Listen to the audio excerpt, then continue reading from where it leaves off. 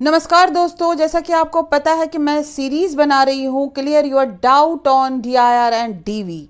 तो उस सीरीज का ये आज पार्ट 2 है जिसमें मैं डीआईआर के बारे में बताऊंगी, यानी डोमेस्टिक इंसिडेंट रिपोर्ट के बारे में बताऊंगी। तो फ्रेंड्स, मैं एक अपने व्यूअर का एक क्वेश्चन भी यहाँ पर लेना चाहूँगी। बहुत ही अच्छा क्वेश्चन है इनका। तो ये क्या लिखते हैं, ये लिखते हैं, थोड़ा सा क्वेश्चन बड़ा है। When wife file a DV case in magistrate court through private lawyer, then at the same time she is submitting her complaint in domestic incident report format along with her affidavit extra as prescribed by the local state authorities. My question is, अब इसका सवाल है, is wife complaint submitted in DIR format by private lawyer is treated as the actual DIR report in DV case, or is that also to be submitted by a DPO or CDPO in Punjab state? If it is being called by a magistrate in their order. तो friends, ये मुझे question सही लगा, क्योंकि ये आपके mind में भी ये क्वेश्चन होता है कि जब महिला कोई भी कंप्लेंट सेक्शन 12 में फाइल करती है एक प्राइवेट लॉयर के थ्रू, तो वो उस कंप्लेंट में इंसिडेंट रिपोर्ट लिखती है, जिसको ऊपर लिखा ही होता है इंसिडेंट रिपोर्ट। तो क्या वो इंसिडेंट रिपोर्ट डीआईआर होता है, डोमेस्टिक इंसिडेंट रिपोर्ट होता है? क्या हम उसको उस पर हम जो मजिस्ट्रेट है, क्या मजिस्ट्रेट उस पर सिर्फ उस रिपोर्ट को, सिर्फ उस इंसिडेंट रिपोर्ट को जो महिला कंप्लेंट में लिखती है, क्या उस पर, सिर्फ उस पर ही वो ऑर्डर पास कर सकती है या नहीं कर सकती है? तो इसके लिए आपको मेरा ये वीडियो है ये देखना पड़ेगा। तो चलिए आज हम इस सेकंड पार्ट के सेशन की ओर।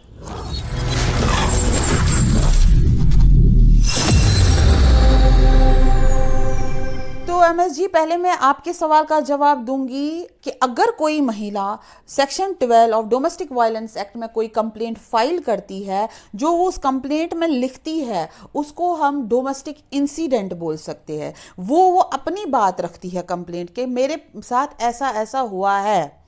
तो वो अपनी ये एक तरफाना बात हुई कि वो कह रही है कि जो उसके साथ हुआ है वो मजिस्ट्रेट के समक्ष रखती है कि मेरे साथ ऐसा ऐसा डोमेस्टिक वायलेंस हुआ है। लेकिन मजिस्ट्रेट उस पर ऑर्डर करती है, डोमेस्टिक इंसिडेंट रिपोर्ट के ऑर्डर करती है, वो प्रोटेक्शन ऑफिसर को ऑर्डर करती है कि वो डोमेस्टिक इंसिडेंट रिपोर्ट फाइल करे।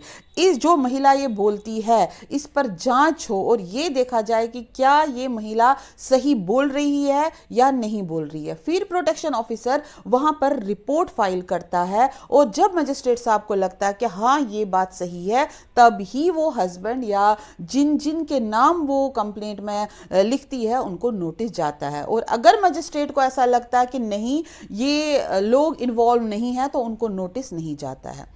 तो एमएस जी, अगर आपके साथ ऐसा हुआ है कि मजिस्ट्रेट ने सिर्फ महिला पक्ष की बात सुनकर, सिर्फ महिला के डोमेस्टिक इंसिडेंट के रिपोर्ट को देखकर ही ऑर्डर पास किया है और पति के पक्ष को सुना ही नहीं गया है, कोई जांच ही नहीं की गई है, कोई इन्वेस्टिगेशन ही नहीं किया गया है, तो आपको तुरंत के तुरंत अपील में जाना चाहिए, क्योंकि ये मेंटेनेबल नहीं है। तो फ्रेंड्स, ये यहाँ पर आपको ये जो डाउट है ये क्लियर हुआ होगा। लेकिन फिर भी डोमेस्टिक इंसिडेंट में बहुत सारे लोगों को बहुत सारे डाउट्स हैं कि अगर डीआईआर नहीं, अगर डीआईआर के ऑर्डर नहीं हुए तो फिर क्या जो कोर्ट ऑर्डर करती है वो गलत ही ऑर्डर है, तो पति के साथ नाइंसाफ़ी हो रही है। तो आज तो मैं उसी का जवाब दूंगी। उससे पहले मैं आपको ये कहना चाहती हूँ कि डीआईआर जो है, डोमेस्टिक इंसिडेंट रिपोर्ट, ये क्या है? डोमेस्टिक इंसिडेंट रिपोर्ट की अगर हम बात करते हैं, आप इसको एक बार पढ़िए, डोमेस्टिक इंसिडेंट रिपोर्ट एक लेमैन लैंग्वेज की तरह, कि डोमेस्टिक मीन्स घरेलू, इंसिडेंट मीन्स क्या क्या हुआ है, रिपोर्ट मीन्स जो रिपोर्ट बनती है, डोमेस्टिक इंसिडेंट रिपोर्ट। तो घरेलू हिंसा की एक जो रिपोर्ट बनती है। तो अब आप ये बताइए कि जब महिला को रहती है अपने हस्बैंड में, ससुराल के साथ रहती है, हस्बैंड के साथ रहती है, डोमेस्टिक रिलेशन में रहती है, तो उसको जब ऐसा लगता है कि मेरे साथ एब्यूज़ हुआ है, मुझे मेरे साथ मारपीट हुई है, तो वो क्या करती है वो, या तो वो उस टाइम 100 नंबर पर कॉल करती है, या तो वो वुमेन सेल जाती है, या तो वो वुमेन कमीशन जाती है, या तो वो सर्विस प्रोवाइडर के पास जाती है, या तो वो थाने जाती है। वो कहीं ना कहीं इनमें कहीं ना कहीं जाती है, या तो वो उसी घर में रहती है, या तो वो उस घर को छोड़कर इन जगहों पर जाती है। जो भी उसको सूटेबल लगता है, जो भी उसको कन्वीनियंट लगता है, वो वही करती है। अगर अब वो 100 नंबर पर कॉल करती है, पुलिस आती है, पुलिस पूछताछ करती है, वाइफ से भी पूछताछ करती है उस महिला से, और जो उसके घर में रहे हस्बैंड है या हस्बैंड के रिलेटिव्स है उनसे भी पूछताछ करती है। यानी वो लिखित रूप से एक कंप्लेंट दर्ज जो महिला करती है, तो उस पर एक रिपोर्ट भी बनाती है पुलिस। ठीक है, ये तो 100 नंबर की बात हुई। अगर अब वुमेन सेल में वो महिला जाती है, तो वहां पर भी जिसका वो नाम लेती है, चाहे वो हस्बैंड का नाम हो, चाहे वो हस्बैंड के रिलेटिव्स का नाम हो, वो उनको भी नोटिस होता है और उनको महिला सेल बुलाया जाता है, उनकी बात भी वहां सुनी जाती है, और जो वो प्रोसीडिंग्स होते हैं वो लिखित में होते हैं। यानी हस्बैंड क्या बोल रहा है, वाइफ क्या बोल रही है, क्या सेटलमेंट की गुंजाइश है या क्या सेटलमेंट की गुंजाइश नहीं है, तो ये सारी चीज़ें वहाँ लिखित में होती है। लिखित में पूरा पूरा प्रोसीजर चलता है। अगर सेटलमेंट हुआ तो केस बंद होता है, अगर सेटलमेंट नहीं हुआ तो केस आगे चलता है। तो ये हुआ। अगर अब वो थाने में जाती है डायरेक्ट, तो वो भी इसको सेटल करवाने की कोशिश करते हैं, लेकिन वहाँ एसएचओ इसमें आईओ को अपॉइंट करता है, आईओ इसमें इन्वेस्टिगेशन करता है और हस्बैंड को बुलाता है, या जो भी उनके रिलेटिव्स है जिसका नाम इस लेडी ने लिया हुआ कंप्लेंट में, उसमें इन्वेस्टिगेशन करता है और एक एफआईआर भी करता है। ये होता है।